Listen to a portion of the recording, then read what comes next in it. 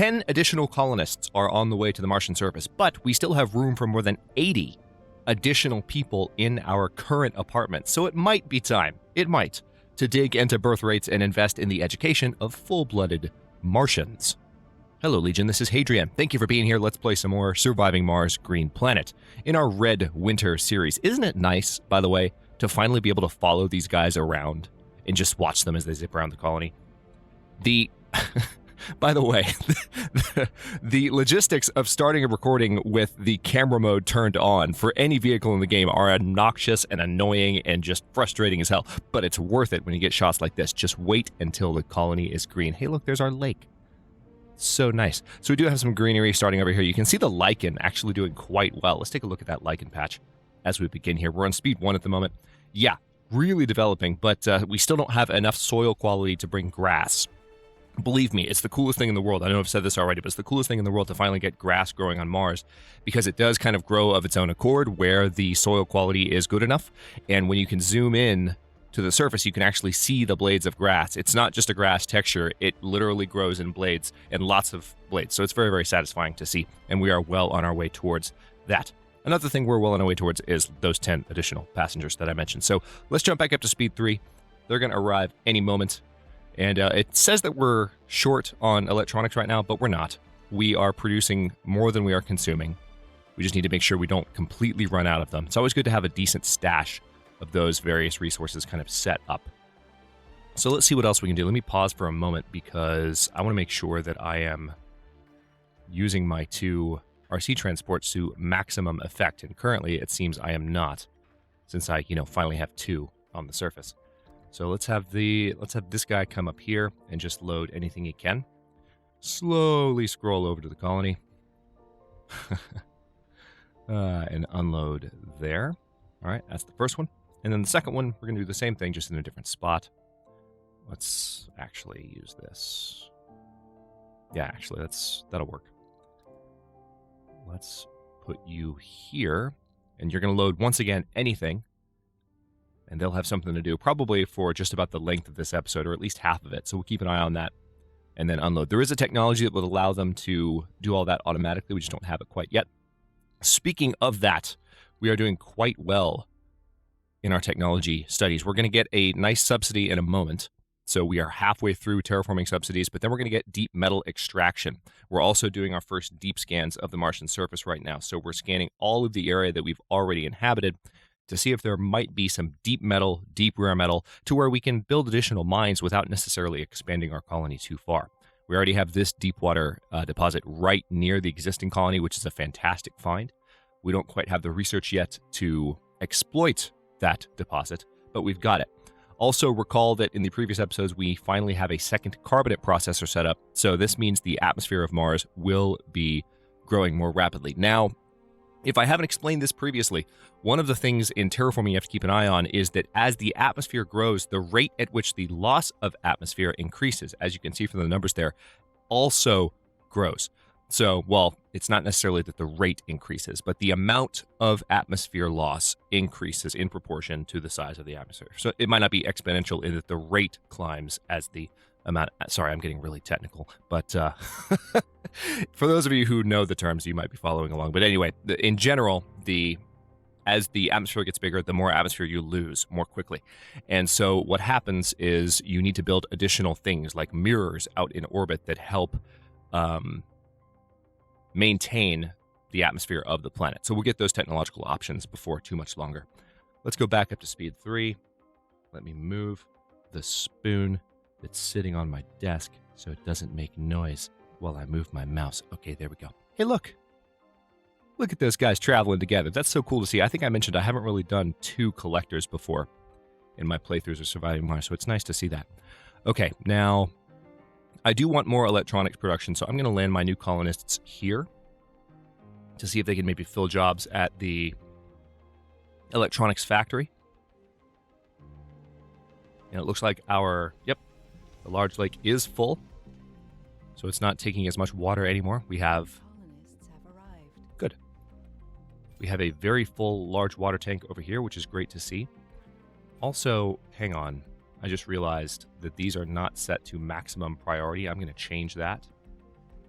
because those are the things you want fixed first and foremost if something goes wrong, just as a basic rule. All right, so now we have a rocket planet side. This is a rather huge development. Because we have that, you might remember that in the previous episode, we noticed that there were some opportunities. For instance, research progress here. I'm going to send this expedition using Dragon number 1. Sector scanned. So we just need to unload the food, and then the 6 colonists required will teleport onto the rocket and then go get us that research progress. Quite nice. We're 82% of the way to terraforming subsidies, which will give us some additional monies. And of course, we need to build more network nodes before we can get to a point where Project 6 continues plot-wise, but that is well underway at this point in the series. I don't think we have any anomalies to study, do we? No, we don't. Oh boy. Okay. Toxic rains can now be expected. Let's review why. Now that we've hit 25% in both of our first 2 terraforming categories, until we hit, 50% in each? No, 55% in each, and 5% surface water, to where there's enough liquid water on the surface to encourage normal rain, we're going to have toxic rains, which is a new form of disaster that can occur. In the initial version of Green Planet, there was a bug where toxic rains could start and then never stop. Yeah, that was annoying for one of the colonies that I built. But thankfully they fixed that in a subsequent patch to the Cernan update. Or it might have been the Cernan update, in fact, that fixed it. But it's one of the reasons that made me want to start this series, is I felt like some of the initial flukes got ironed out and it was time to play Green Planet on the channel. And I'm super excited about this leg of the series, if I haven't said that already, because I feel like we're going to get a lot more green and we're going to make a lot more progress. All right, we need to get that food off that damn rocket. Come on now. There we go. All right, so we got some terraforming subsidies. I could use that to bring additional supplies down, but I think I'm just going to sit on it for now. I could also use it for outsourcing, but right now, outsourcing-wise, we're actually doing all right. We have a full complement of outsourced research helping us out. So we're plowing through some of these projects. Deep metal extraction next up. We are producing electronics very rapidly. It's nice to see that shortage gone. And there goes our rocket to get that research progress. So that should take a nice jump upward. It's always a good idea, by the way, to have as many research, and you've seen me do this throughout the series, but you want to have as many research projects queued up as possible in Surviving Mars so that when you maybe get a lump sum of research, as you do from the expedition we just launched, the overflow, kind of like in Civilization 6, think of production overflow, for those of you familiar with that game. The overflow goes immediately into the next thing that you want researched or built. If you want to use the Civilization 6 terminology, you queue something up in order to let that overflow progress go toward the next thing that you have in mind. In other situations, you might actually lose that progress. I don't know if you guys can talk about this in the comments because I'm not sure. I don't know if there's a... okay, good. We got 2,000 research progress there. There we go. So we're up to 40%. But I don't know if there's actually a system in Surviving Mars now to where it prevents the loss of the overflow. But it's always just a good thing to have because it goes directly into the next thing. So in terms of efficiency, you can really help yourself out by pursuing that. Yeah, that's a fairly large research project. 9,000. And we've got 1,000 outsourced research per soul. It's working pretty well. This rocket is almost back to the surface, and they're going to return the colonists to work. We're going to land here again. And let's also go ahead and check on the... All right, we can bring 6 more down. Let's keep the game paused for just a moment. And we want to start looking at... No, pause game. Thank you. We want to start looking at birth rate as much as possible. So we can inspect our residents individually by doing this. But let's look at our command center. So this is by dome. It's actually not something I've investigated too much, so I'm going to fumble around with the interface for a bit here. All right, mission profile is not it.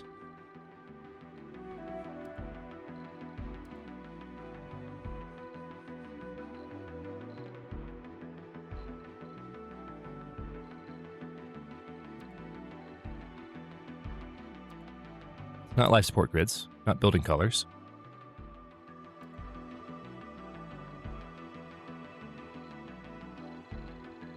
I mean, we can tell from this to a certain extent. We can tell some colonists have actually died, some of the founders. But in general, you can see an uptick, but I'm not sure where. You guys might just have to tell me in the comments where the hell birth rate is, because I don't want to spend too much time looking for it. But I do not see it. And looking at a given dome, we can see that births. Oh, here we go. Here we go. So if we actually look at the birth control policy of each dome, and then hang on. There we go. Yeah. So you can use hotkeys, which, by the way, is the semicolon and comma keys, or really just the comma key, it seems, to go between different domes. Oh, and it's just domes of that particular type. So you actually have to select domes of a different type if you want to look at different types in that. So the smaller domes, for instance, different sizes of dome. Good to know. All right, so that dome's looking... Okay, so there's no children. Of course, there's no children that are going to be born in the seniors dome. This is still the old folks' home. But we do still have a slot here. I think it's going to be time pretty soon. The only reason I haven't already built the next dome is that we still have so much room, as I mentioned in the beginning of the episode. We still have so much room for colonists in our existing structure. It doesn't make a lot of sense to me to continue to build. But one thing I do want to kind of keep an eye on is our old folks' home is... Actually, it's not that full at the moment. Maybe we're okay.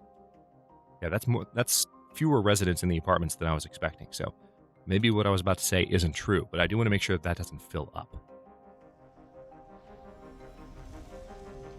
All right.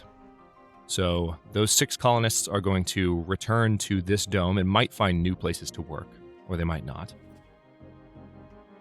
Now, there's an unknown outcome if we go to Project Rope. So let's go ahead and send this expedition right now, because I'm curious about that. That could be a fun one. We're almost 50% of the way towards deep metal extraction.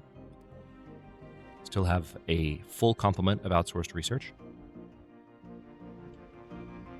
Let's see how our fuel production's doing. Yeah, fuel production's still doing all right. And I think I can even... Yeah, see, I haven't even amplified these yet. Hang on.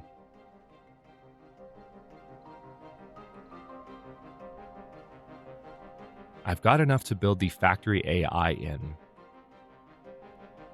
I'm going to start with just amplify.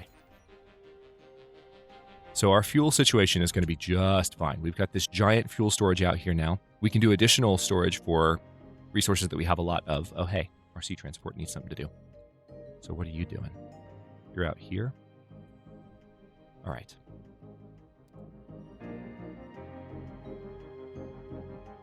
Yeah, let's come down here and take a look.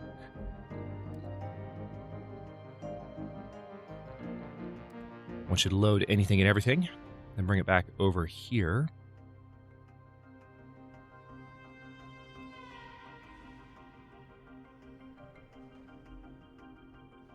I'm really... Is it weird that I'm kind of excited for the first toxic rain to happen just because it's different from what we've come to see on the Martian surface so far? Is that weird? It's a little weird.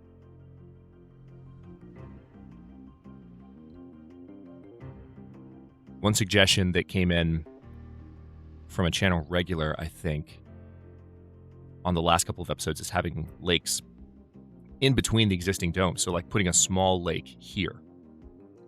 Which, to tell you the truth, I kind of like the idea, but we need to get water piping to it. Oh, wow. What do we have here?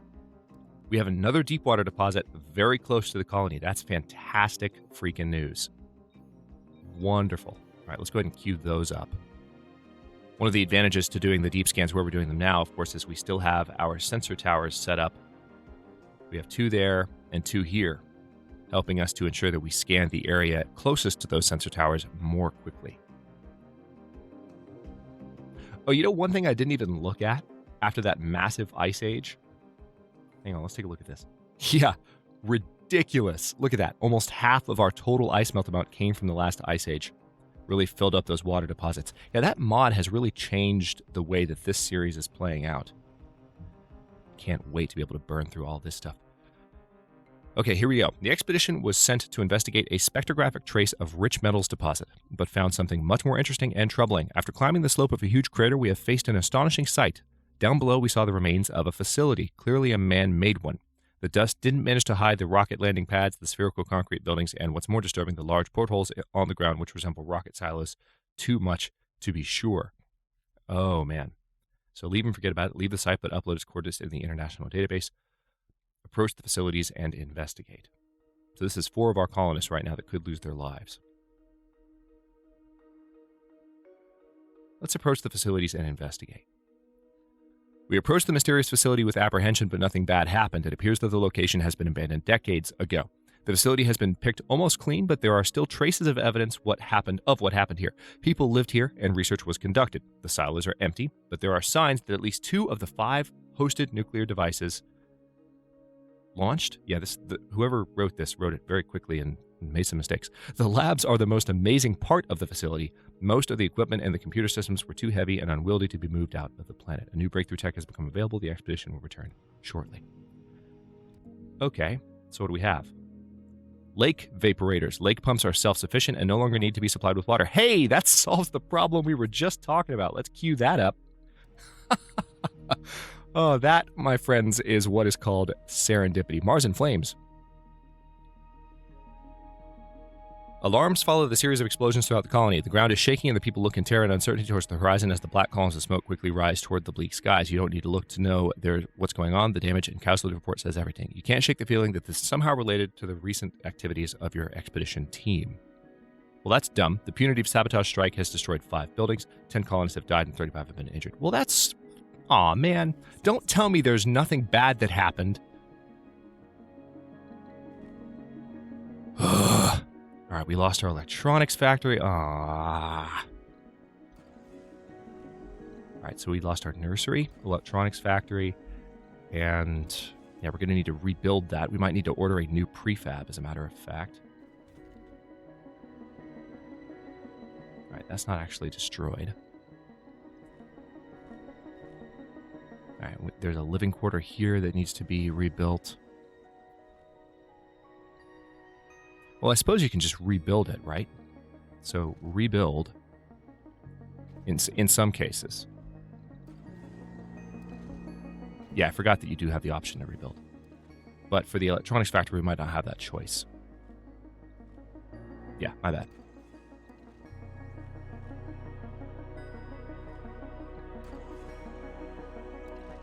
Oh, we might actually have the opportunity to do that. Okay.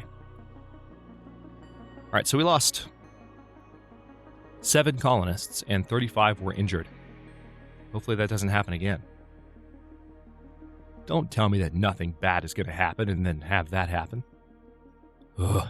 Okay, so let's send our RC transport here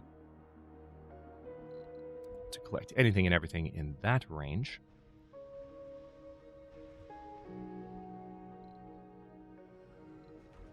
A mission in jeopardy.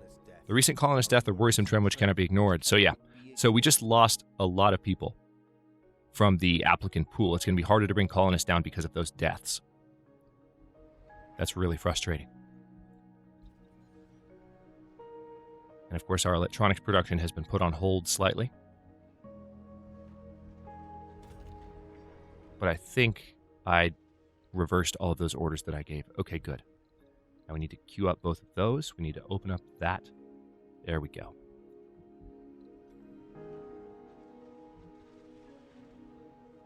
Well, that is thoroughly annoying, to put it lightly. Let's see. Passenger rocket. Yeah, only 6 currently available. I kind of want to send them just to help replace the dead colonists. Yeah, let's go ahead and launch. That's not a full rocket. It's only half full. But I feel like that's an important step to take. I think I've already ordered the other RC transport to get these, but so this might be a little bit redundant, but this will allow them to collect from the same spot twice. I will need to set up some advanced storage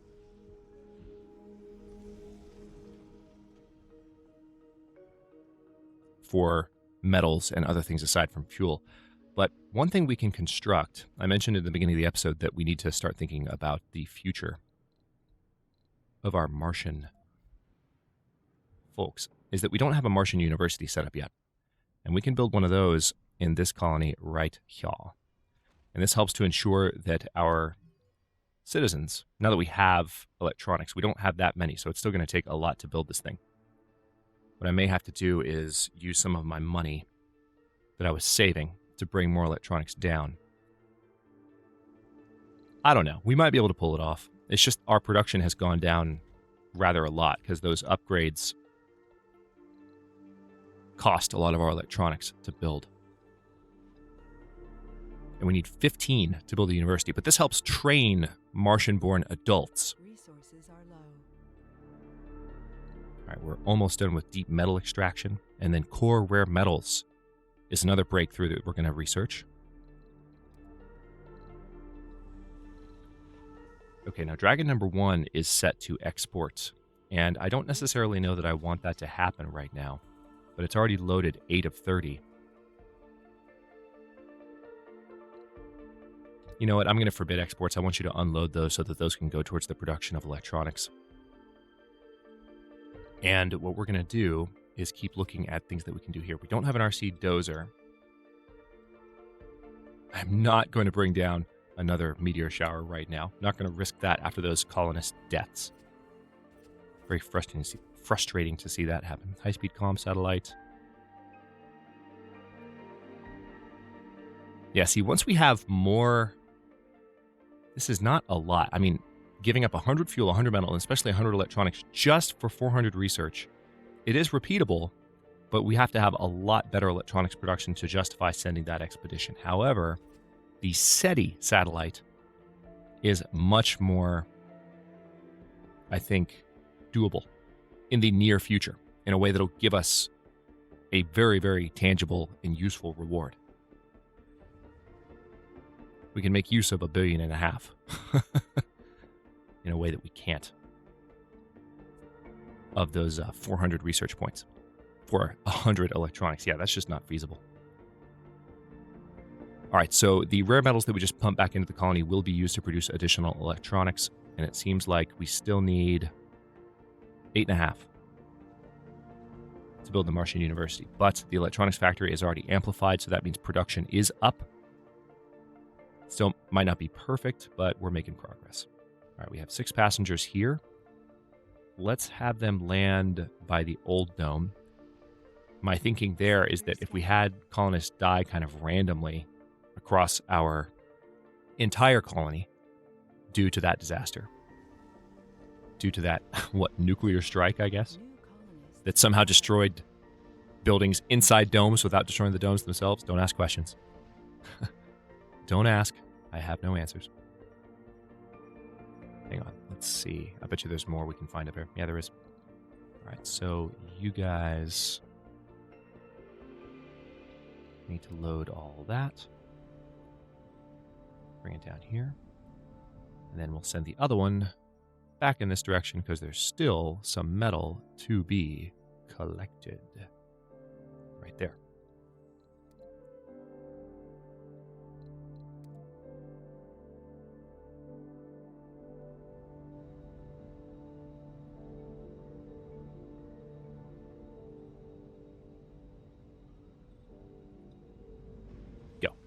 All right. So most of those resources have been collected. It's nice to have the 2 RC rovers because you can see we have a huge stockpile of metals. We're not worried about running out of our machine parts anytime soon. That's always good. Yeah, we're already 30% of the way towards core rare metals, and we can queue up an additional project. God knows what we're going to do. I think I'll leave that alone for now. However, we don't have any more outsourcing in place. Let's go ahead and just spend $1 billion. I don't care. We'll get the electronics for the university the old-fashioned way. I'm not going to worry about having them sent. Too wasteful. All right, Dragon number 1 is ready to launch, although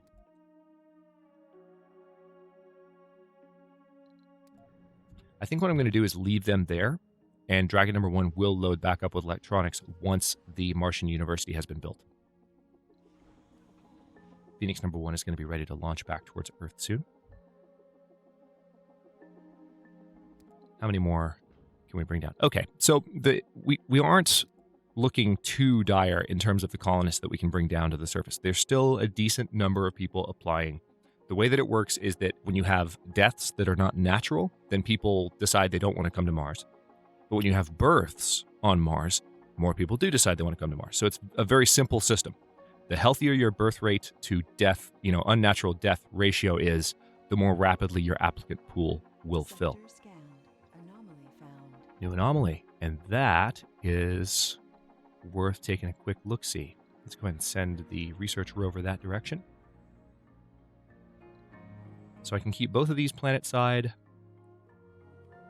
and possibly fill up with rare metals. I can also start a night shift for the rare metals extractor.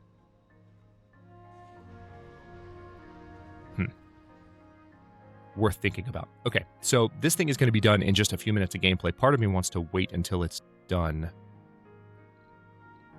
before I end this episode, but it might take, because we have so few electronics, it might take a second for those to make their way over to the Martian University. So, let me think. I'm excited about lake vaporators because what that means is that we will be able to build the lakes exactly where we want them, as I was discussing earlier in the episode, which is great for having domes surrounded by lakes that don't have pipes running messily, toward them. And also, pipes can't cross these, I don't think. Maybe they can. Let's take a quick look.